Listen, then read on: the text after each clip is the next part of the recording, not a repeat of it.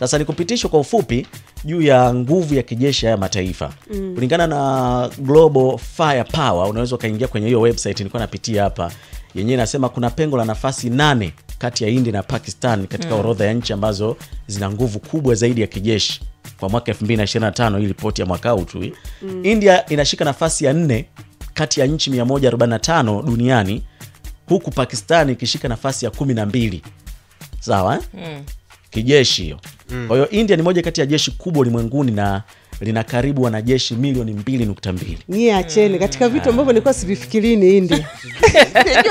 Na nimesema kuona movie zao. Wahindi naona movie zao za mahaba sikuwahi kufikiri kama wapo vizuri pia kwenye miongoni mwa maeneo ambayo wamewekeza pamoja kwenye jeshi. Pamoja na kuondoa jeshi. Wahindi kuwa na wanajeshi tu zaidi ya milioni 2 sana. Sio masiara. Kuna wakati mpaka mnasema jamani, yani wao wamewekeza kweli kweli. Kama ilivyo nchi ndogo ya Israel. Wao wamewekeza kwenye jeshi. Miongoni mwa maeneo ambayo wanawekeza kwa kiasi kikubwa ni kwenye maeneo ya ulinzi. India ina vifaru 4201. Vifaru hivyo. Magari ya kivita milioni 1.5. Vifaru vya mizinga 100. Mizinga 3975 na magari ya kurushia rocket 264. Huku jeshi la anga la India lina wafanyakazi zaidi ya 300,000 na jumla ya ndege 2229 zikiwemo ndege za kivita 513 na ndege 270 za usafirishaji. Kwa ufupi ni hivyo. Twende kwenye taifa la Pakistan. Kulingana na Global Firepower ndipo ambapo nachukua hizi takwimu. Lenyewe nasema jeshi la Pakistan lina wanajeshi milioni 1,311,000. Kati ya hao wanajeshi 124,000 ni wanajeshi wa majini na wanajeshi 78,000 ni wanajeshi la anga.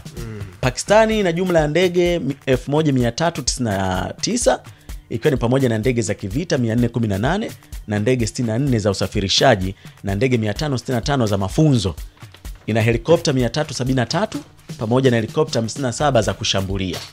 Zile ambazo zinawekwa tu kama ni vilipuzi, ngoma inaenda. Ina vifaru 2627, magari ya kivita 17516, vifaa vya mizinga 662, mizinga 2629 na magari ya kurushia makombora 600. Asante. Kwa kitakwimu India yuko juu sana, sio kidogo sana. Yupo kwenye takwimu zote. Kwa hiyo jeshi la wanamaji la Pakistan kwa upande wake lina jumla ya meli za kivita 121, kitu ambacho India haina, ikiwa ni pamoja na nyambizi 8 zile za chini. Sasa za chini zinaibukaga tu hivi. India hawana. Wenyewe hawana. Pakistan wanazo. Licha kwamba wana bahari ya Hindi ila hawana. Na wana meli 69 za drone.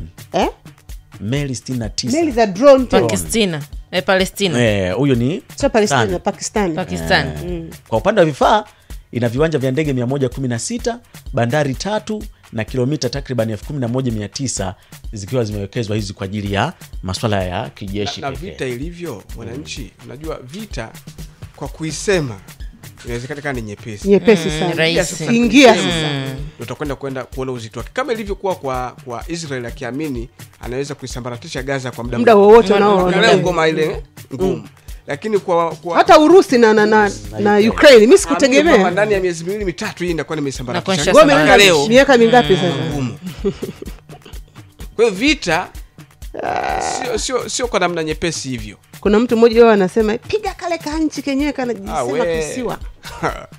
Najisema kisiwa. Ukajikuta unaweza usiamini kuaga hapo. Jamani, hizi takwimu zilizopo makombora, mabomu na nini katengenezwa mwanadamu, sio ndege. Mwanadamu. Ya hali ilipo kwamba ukileta chokochoko na kuua unalo. Ndio ule swali wa Waswahili wakwambia wakati wa amani ndio wakati wa kutengeneza silaha. Wakati wa amani ndio wakati. Sasa hivi huwezi kuingia ukatengeneza silaha na kati tayari una vita. Na mambo huwa yanakuja kwa misimamo. Unajua Kristo ukiwa na msimamo na mimi nikiwa na msimamo kuna mahali tasigana tu. Lazima. Tasigana tu. Na kwa sababu ya misimamo yetu tukisigana wa kuingia katikati hapo kutuamua kirahisi sio jambo jepesi. Kwa hiyo ina maana kumbe kuna haja tunapoona moshi unaanza kufuka moshi.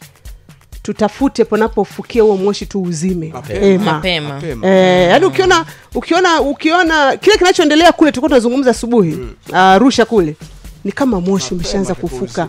Hasa kama zimamoto wamekaa kimya hawaoni sawa, lakini kama wanaona wana haja ya kwenda kuzima kabla moto haujawaka. Unaona Kim Kim kila siku anajaribu tu.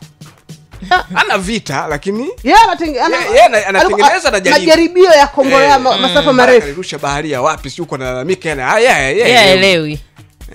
Kumba na akili zake yule. Yaani ile ni miongoni mwa tunasema ni vita ya kisaikolojia. Kwamba wewe huwezi kunigusa biki rahisi. Kama unaona vyuma anavyotengeneza na kuvirusha kila siku. Sasa njoo. Sija kunigusa unalo. Na moja ya harakati zake anakuambia mimi ukija hapa sipigani na wewe hapa. Napigana kwenye ardhi yako. Yaani mimi nitakuwa navusha mpaka nifike nchi yako. Kama uko Tanzania, ngome inatoka napigana hapa na kule. Inatoka Korea Kaskazini mpaka Tanzania. Wakati upo huko ndani, utapambana. Lakini pia nitahakikisha pia miundombinu yako kule na iharibu. Ndio maana huwa anatengeneza makombora ya masafa marefu. Nchi hatari sana. Kisafiri, nchi hatari. Hatari. Kwa sasa hivi yeye kudondokea baharini tu. Hana shida. Sasa baharini. Ila ukinigusa nitalivusha. Hatuwezi jua namwekezea nani pengine atakiondoka duniani.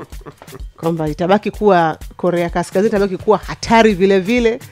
Ama itabaki tu na ile mizinga yake basi haitatumika tena kwa sababu atakuja mwingine labda mwenye weredi zaidi. Tuendelee kuwa na kisiwa chetu cha amani. Hakika.